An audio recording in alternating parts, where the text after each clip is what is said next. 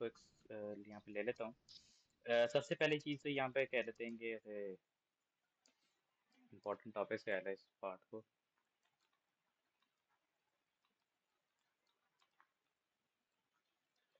देखो important topics में जो एक सबसे पहली चीज़ जो है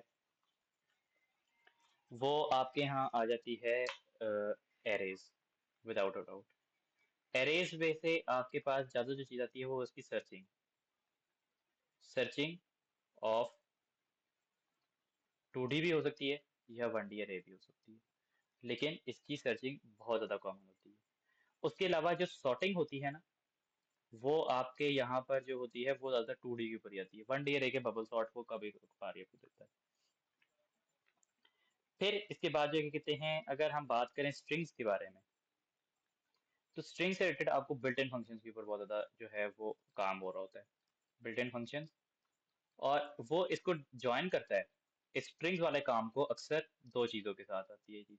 या तो ये आपको टेक्स्ट फाइल्स के अंदर आएगा। टेक्स्ट फाइल्स का तो कॉमन काम है ना, आपको रीड राइट वाला काम है, सिर्फ वो ओपन करना होता है, बाकी सारा काम उसका इससे होता है।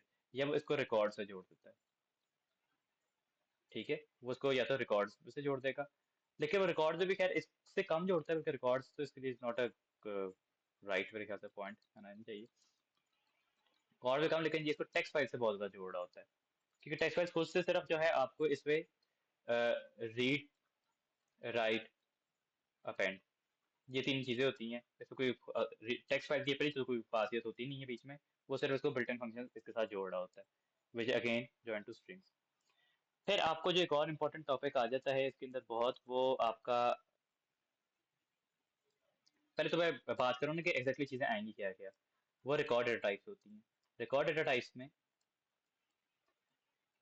ये इसको लिंक करता है एरेज के साथ, कि वो जो रिकॉर्ड डेटा टाइप है वो एरे के अंदर स्टोर हुई हुई है। हमने अभी भी देखा था सारा कुछ। एंड वो चाह रहा होता है कि इसमें से डाटा निकाल कर इस रिकॉर्ड डेटा टाइप से इसको टेक्स्ट फाइल में लिखा जाए। वो इसको आगे टेक्स्ट फाइल से जोड़ देता है। अब ये जो चीज है ना, ये अगर आप रिकॉर्ड डेटा टाइप के क्वेश्चन नंबर 6 और क्वेश्चन नंबर 7 को देखो, जो क्वेश्चन मैंने कल कराए भी थे और मैंने आपको कहा भी था कि प्रैक्टिस करें, उसके अंदर ये चीज बहुत ज्यादा हुई हुई है कि वो एरेज, रिकॉर्ड्स और टेक्स्ट फाइल सबको उसके साथ जोड़ के रखा है उधर। अगर आपको 7 सवाल है उसके टोटल, सिर्फ वो इससे ज्यादा सवाल भी नहीं आए हुए, अगर आप उसमें से क्वेश्चन नंबर 6 और 7 कर लेते हो ना, तो वो आपका ये वाली जो चीज है उससे घुमा कर देनी है थोड़ी सी ज्यादा काम वाली, वो आपकी हो जाएगी। टेक्स्ट फाइल्स के अंदर भी जितने भी ट्रिकी सवाल आ सकते था, वो सबसे ज्यादा मुश्किल सवाल थे, मैं बता देता हूँ। जिसके अंदर के वो बेसिकली फाइल के अंदर खोल के उसके अंदर से मैसेज को ब्रेक डाउन करने की बात कर रहा होता है। हमने कल एक क्वेश्चन प्रैक्टिस किया था जिसके अंदर के वो पोर्ट नंबर का मैसेज निकालना था बीच में से, which is question number 12 and question number 14। ये दो क्वेश्चंस के जो अंदर कंटेंट था वो वाली चीज थी, जो कि आपको सबसे ज्यादा पूछता है। इसके अलावा जो आपको चीज आती है, हाँ शुक्र है ठीक हो गया। उसके बाद जो क्या कहते हैं, जो चीज आती है वो आपके पास आ जाता है। अगर हम ये, जो अभी हम ये सॉफ्टवेयर डेवलपमेंट का पूछ रहे थे, इसके अंदर सबसे ज्यादा जो है वो सॉफ्टवेयर डेवलपमेंट में टेस्टिंग का सवाल पूछता है आपसे।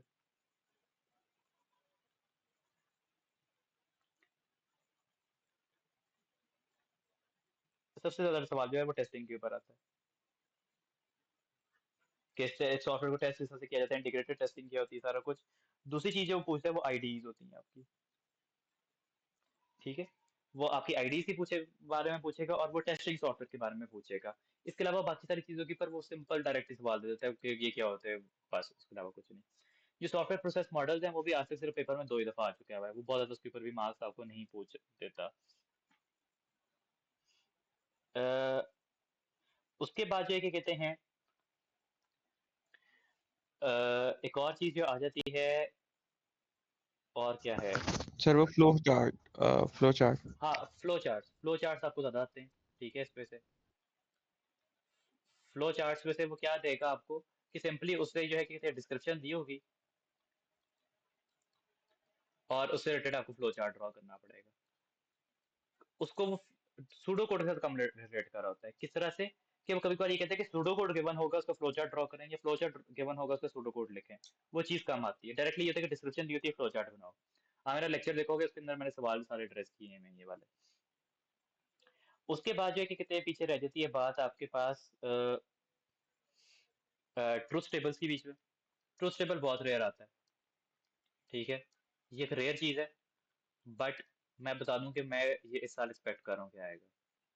तो ट्रुथ टेबल के बारे में जो है आपको पता होना चाहिए कि बेसिकली कोड को रीड करके उसकी वेरिएबल वैल्यूज जो होती हैं उस टेबल के अंदर फिल करनी होती हैं। आप वो सवाल करके देखो, उसके अलावा जो है कि कहते हैं आप क्वेश्चन नंबर उसी चैप्टर का क्वेश्चन नंबर 2 अटेम्प्ट करके देख लो। मैंने क्वेश्चन नंबर 11 अटेम्प्ट किया था और सॉफ्टवेयर डेवलपमेंट का सवाल है चैप्टर नंबर 7 से। तो क्वेश्चन नंबर 2 आप अटेम्प्ट करके देख लो, आपको बिल्कुल क्रिस्टल क्लियर हो जाएगा कि कैसे करना है इसे। इसके अलावा पीछे जो बात रह जाती है वो आपकी एडीटीज के ऊपर आ जाती है। एडीटीज जो कि हम कल प्रैक्टिस करेंगे।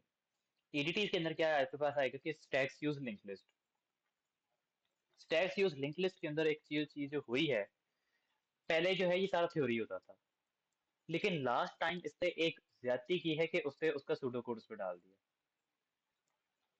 जो कि क्लियरली सिलेबस के अंदर लिखा हुआ है कि pseudo code of abstract types is not required. मतलब सिलेबस में बात लिखी हुई है कि नहीं आएगा, लेकिन उससे दी है, जो कि ज्यादती है। जो कि इसलिए मैं कल वो वाले क्वेश्चन आपको कराऊंगा जिसके अंदर कि सूडो कोड आया हुआ है, although that was not the part of the syllabus, लेकिन उसने एक ज्यादती करके स्टूडेंट के साथ वो चीज दी है, एंड हमारी मजबूरी है कि हमें वो प्रैक्टिस करनी पड़ेगी। तो खैर, क्या कर सकते हैं, वो आ गया। लेकिन एडीटीज में जो सबसे ज्यादा इंपॉर्टेंट चीज है ना वो है कि एडीटीज को लिंक करना to arrays. ADTs linked to arrays. अब इसके ऊपर जो है ना मैंने एक पूरी पीडीएफ बनाई हुई है सेपरेट, जो मैंने अहमद हसैन को पढ़ाते हुए पूरी बैठ के टाइप की थी। और वो PDF is actually worth 7-8 marks आपके पेपर के, अगर आप वो पीडीएफ याद करके चले जाते हो। वो सिर्फ याद करने वाली चीज है थ्योरी के ऊपर। अब इसके अंदर अगर आप पूछते हो कि ये सारी चीजें जो है ना वो चीजें हैं जो कि प्रिपेयर्ड आपकी ज्यादा होनी चाहिए। इनमें से अब आपको मार्क्स स्कोरिंग की अगर हम बात करें, तो जो आपके पास सबसे पहले बात तो ये है कि आपके पास थ्योरी सारी पूरी आपको आनी चाहिए, ठीक है, क्योंकि थ्योरी वुड वर्ड्स अबाउट आपके सबसे पहले बात कर लें। बहुत टफ पेपर होते हैं तो उसके तरफ सिर्फ हार्डली 15 मार्क्स की थ्योरी दे रहा होता है, लेकिन वैसे ये जो है कि मैंने नोटिस किया कि 27 मार्क्स तक की थ्योरी भी आपको इस तरह मार्क्स की आ जाती है। इस रेंज के अंदर आपको मार्क्स थ्योरी के मिल रहे होते हैं, विच इज़ वेरी गुड, क्योंकि दोनों केसेस में आपके पास एक पासिंग ग्रेड तो है ना, तो आपके पास थ्योरी का है कि जो स्टूडेंट्स इस कोर्स के साथ सिर्फ इस वजह से बने कि वो पास हो जाएं, तो वो थ्योरी करके चले जाएं, they would be good to go. लेकिन मैं ये मशवरा नहीं दूंगा कि आप लोग अगर कोई अच्छा ग्रेड एम कर रहे हैं तो फिर आप ये हरकत करें। उसके बाद ये कहते हैं नेक्स्ट पार्ट जो आपके पास आ जाता है थ्योरी के बाद, वो ये डायग्राम्स की चीजें थी, ठीक है, जिसके अंदर स्टेट ट्रांजिशन डायग्राम्स थे, स्ट्रक्चर चार्ट्स थे, फ्लो चार्ट्स थे आपके। इसके अलावा एक और होता है सॉफ्टवेयर प्रोसेस मॉडल्स होते हैं आपके। ये जो है ना ये कभी एक ही दिया जाता है, ये आपको कभी दोनों नहीं दिए जाएंगे, कभी कभार दोनों भी आ जाते हैं वैसे। इन टोटल आपको ये आ जाएंगे 7 तकरीबन, अगेन 13 से 17 मार्क्स के दरमियान के ये होंगे, ठीक है। ये सब आप डायग्राम्स होंगे आपके। तीसरी चीज आती है आपकी बेसिक सूडो कोड्स, ठीक है। बेसिक बेसिक बातें उसके अंदर, जिसके अंदर के कोई बहुत ज्यादा एरेज वगैरह से टेक्स्ट फाइल से रिलेटेड नहीं होता। वो एक बेसिक प्रोग्रामिंग वाली जो है ना पीडीएफ पड़ी हुई है, आप वो खोल के जो है ना उसके जैसे प्रैक्टिस कर सकते हो। उससे रिलेटेड लेक्चर्स भी हैं मेरे पास जो कि मैं चाहूँ तो आपको शेयर कर दूं, लेकिन मैं इस टाइम पे नहीं चाहूंगा कि आप उसकी कॉम्प्लेक्सिटीज को पढ़ो बैठ के, क्योंकि वो लेक्चर देखते बैठोगे फिर आप ये लेक्चर कैसे अटेंड करोगे। अगर आपको टाइम है मैं शेयर कर देता हूँ ग्रुप में, आप वो भी देख सकते हो। सूडो कोड बेसिक्स जो होते हैं ना, ये आपको वो अक्सर जो है कि कहते हैं अगेन 10 to 15, या रेयरली कभी कभार ये 20 मार्क्स तक खाली बेसिक के ऊपर चला जाता है।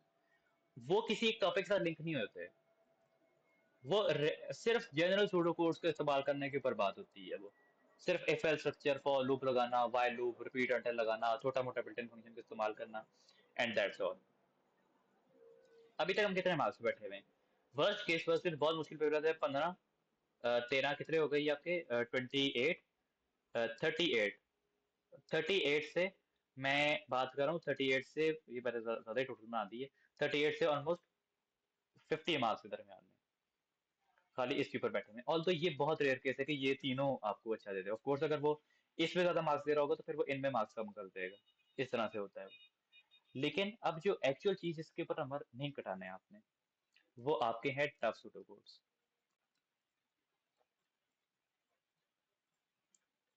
अब अच्छा, डायग्राम में बाय द वे एडीटीज के डायग्राम्स भी आ जाते हैं, तो वो उस वजह से मैंने यहाँ पे 17 मार्क्स तक के लेकर गया हूँ, क्योंकि वो एडीटीज भी साथ साथ दे जाता है, उसकी भी डायग्राम्स आपके होते हैं। सूडो कोड के अंदर क्या चीजें होती हैं आपके पास होती हैं एरेज, आपके पास होती हैं रिकॉर्ड्स, आपके पास होती हैं फाइल्स, और आपके पास बस यही होता है। इनके टफ सूडो कोड्स आपके पास आते हैं। एंड मैं बताऊं कि अगर ये एक सवाल आ जाता है, तो ये ईच सवाल वो अक्सर इसके ऊपर वो 15 नंबर का सवाल आपको इसके ऊपर दे देगा, कि जिसका पहला पार्ट 8 मार्क्स का होगा, दूसरा पार्ट 7 मार्क्स का होगा। उसके अलावा वो वर्स्ट केस क्या करता है कि वो अगर बहुत मुश्किल बनाना चाहे, तो वो इसको 15 से भी आगे ले जाता है, and he pushes this all the way to like 18 marks का ये पे ले जाएगा। अब प्लस वो सूडो कोड का एक दूसरा सवाल भी आपको दे देगा, जो कि खुद से जो है कि कितने 6 से 7 नंबर का होगा। एक वो ये 18 मार्क वाला देगा, 15 से 18 मार्क्स के दरमियान में कोई रेंज का, जो कि लंबे लंबे कोड्स होंगे, जो कि अभी हम प्रैक्टिस कर रहे थे। प्लस वो एक छोटा ये भी ठोस देगा साथ। एंड ये सारा कुछ जो है कि कहते हैं आपकी 75 मार्क्स बना रहे हैं। अब आपने करना क्या है इसको, इस इंफॉर्मेशन के साथ कि सर अब हम इसका करें क्या। सबसे पहली बात तो ये है कि आपकी थ्योरी 100% होनी चाहिए। थ्योरी में नंबर कटाना, जिसमें सॉफ्टवेयर डेवलपमेंट की थ्योरी भी है, मैंने जितनी थ्योरेटिकल बातें की हुई है, मैंने लेक्चर्स में जो बातें की हुई हैं, मैं इसलिए बात करता हूँ कि अपने पास लिखा करें। हैरत ये है मुझे कि कोई भी स्टूडेंट बैठ के इधर नहीं लिखता। गलत बात है, लिखना चाहिए जब मैं पढ़ा रहा हूँ, क्योंकि मैं थ्योरेटिकल बातें जो है उसमें बताता भी, मेरे नोट्स में भी मौजूद हैं। जिससे नोट्स में थ्योरी की बातें लिखी हैं वो सारी आपको कंप्लीट पता होनी चाहिए, ताकि आप अपने ये वाले marks which are the passing marks, ये कभी बार इनको कहा जाता है कि बेसिकली ग्रेड इंप्रूविंग मार्क्स ये होते हैं, क्योंकि आप ये चीजें इग्नोर करके चले गए, तो आप अच्छी चीजें प्रैक्टिस करके होते हो, ये वाली चीजें आप इग्नोर कर जाते हो। तो इनकी जो है आपके पास तैयारी पूरी होनी चाहिए।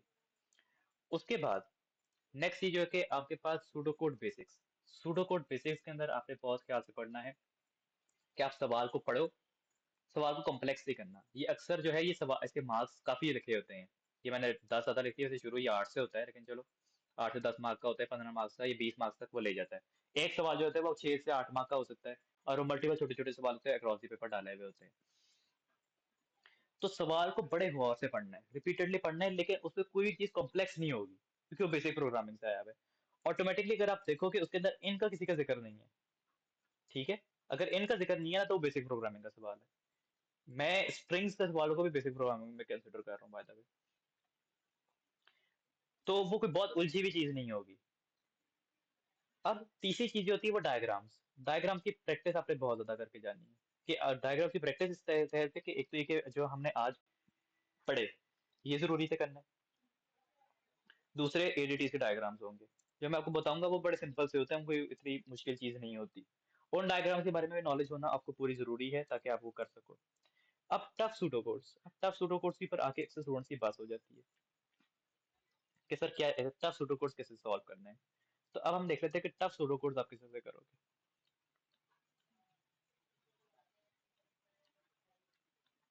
कि इसको कैसे करना है। सबसे पहले स्टेप नंबर 1, सवाल को गौर से पढ़ो।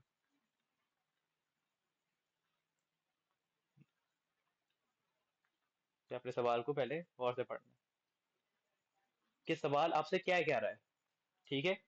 दूसरा ये कि ब्रेक इट एंड उर्दू, उसे उर्दू में समझने की कोशिश करो कि वो आपसे क्या बात कर रहे हैं एग्जामिनर। तीसरी बात यह है कि related to basic contact contact to basics, कि जो बेसिक्स आपने पढ़े हैं ना, सवाल उन्हीं में से आना है। मैंने यही बात की थी कि जो मैं बेसिक्स पढ़ा रहा हूँ इन 5 दिनों में, वही बेसिक्स में से सवाल आएगा। वो कोई आपको औखी चीज नहीं दे देगा। सवाई के बेसिक प्रोग्रामिंग के 6 नंबर के सवाल में वो बहुत आपसे कोई एक्सपेक्ट करे कि आप बड़े कोई आइंस्टाइन है और वो आपसे कुछ करे। वरना इसके अंदर बेसिक्स ब्रेक करनी है। कैसे, कि उसमें से search for keywords.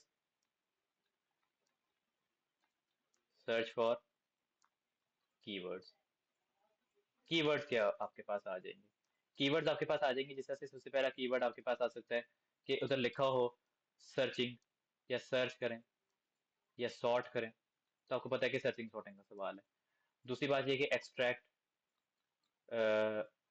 From string, तो मतलब ये कि आपको स्ट्रिंग में से निकालना है। ठीक है, बाकी फाइल्स वगैरह के केस में तो उसे ऑटोमेटिकली आइडेंटिफाई किया हुआ होता है कि ये फाइल्स है आपके पास। इस तरह के कीवर्ड्स को सर्च करने को, या कोई भी कीवर्ड मौजूद हो तो उसके साथ आप उसको रिलेट कर सकते हो बेसिक्स के साथ।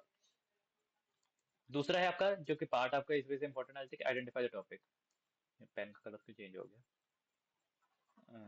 इधर से जो है आपने टॉपिक आइडेंटिफाई करना है अपना,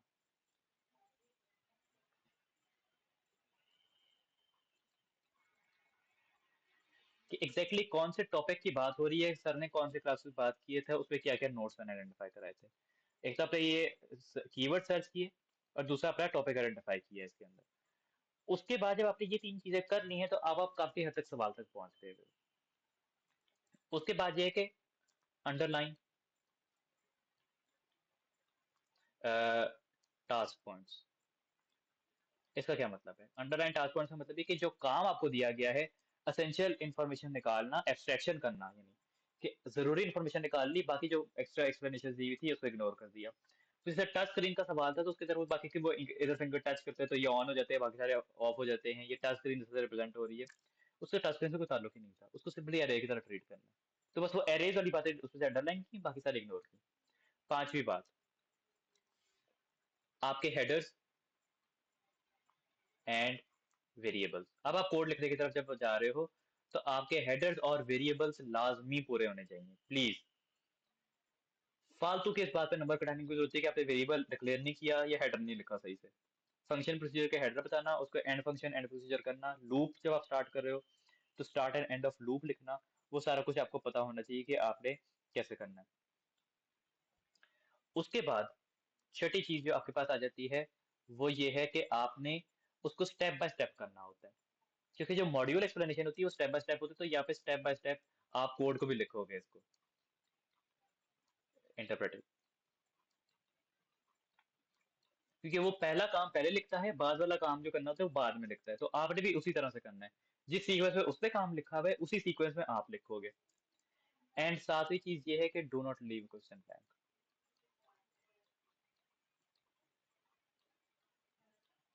ये बात मैं हमेशा हर स्टूडेंट को कहता हूँ। सूडो कोड का सवाल नहीं समझ आ रहा सर, हम छोड़ के आ गए 7 नंबर का सूडो कोड, 15 नंबर का सूडो कोड छोड़ के आ गए सर, हमें आता नहीं था। मैं कहता हूँ भाई, दिल खोल के बोंगियां लिख देना। एंड पे ये नौबत आ गई ना तो कुछ भी, लाइक सर के ऊपर से गुजरा के क्या आया था, ये सारा कुछ करके देख लिया, एक बात भी पल्ले नहीं पड़ी कि क्या बात थी। जो दिल में है ना लेके आ जाना सूडो कोड के लिए। होंगे बोंगे वेरिएबल्स को चीजें साइन करना, वो अमूमन वो 7 नंबर का सवाल होता है। आपने हेडर ठीक बनाए होंगे, वेरिएबल्स ठीक बनाए होंगे, आपने स्टेप बाय स्टेप इंटरप्रेट करते हुए कोई ना कोई लूप्स इस्तेमाल किए गए होंगे, कोई आपने वेरिएबल्स का इस्तेमाल किया गया होगा।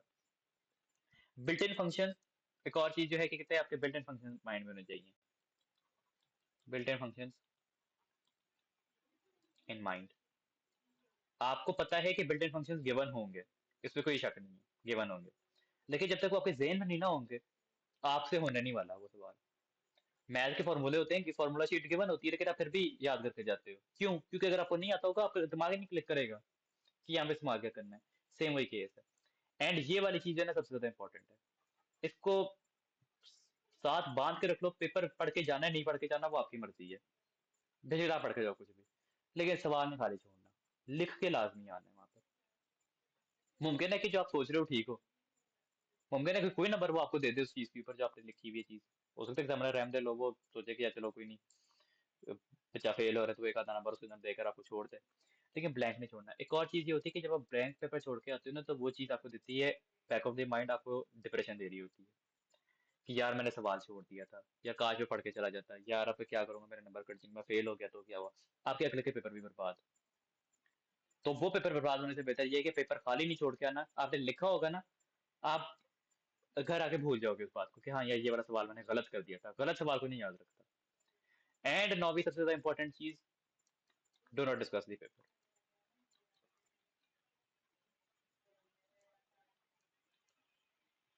किसी के साथ बैठ के पेपर ना पहले डिस्कस करना है ना पेपर के बाद डिस्कस करना है। दे दिया अल्लाह के हवाले, अल्लाह का नाम लेके शुरू करें, अल्लाह का नाम लेके खत्म करें। एग्जामिनर को पेपर पकड़ाएं, आ जाए, अल्लाह अल्लाह के ऐसे अल्लाह, जब रिजल्ट आएगी तब देखा जाए कि क्या बनना है। ठीक हो गया?